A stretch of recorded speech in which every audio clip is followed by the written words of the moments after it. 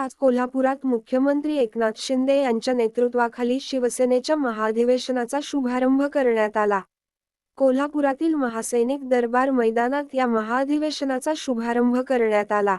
अधिवेशनाला सुरुवात होताच राज्यातील कानाकोपऱ्यातून आलेल्या शिवसैनिकांचं मुख्यमंत्र्यांनी स्वागत केलं.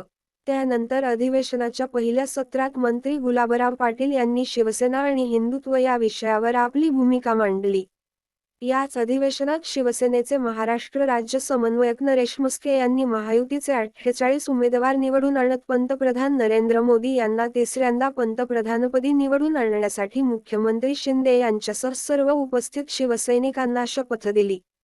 यावेळी शिवसेनेचे सर्व मंत्री, खासदार, आमदार, लोकप्रतिनिधी तसेच राज्यातील हजारो पदाधिकारीही उपस्थित होते. आगामी लोकसभा निवडणुकीत 48 जागांवर महायुतीचे उमेदवार हे मोठ्या मताधिक्याने विजयी व्हावे, याकरिता शिवसेनेच्या अधिवेशनात मंत्री शंभूराज देसाई यांनी यासाठी लागणारे सर्व अधिकार हे पक्षाचे मुख्य नेते म्हणून मुख्यमंत्री एकनाथ शिंदे यांना देण्यात यावे, असा ठराव बहुमताने संमत केला.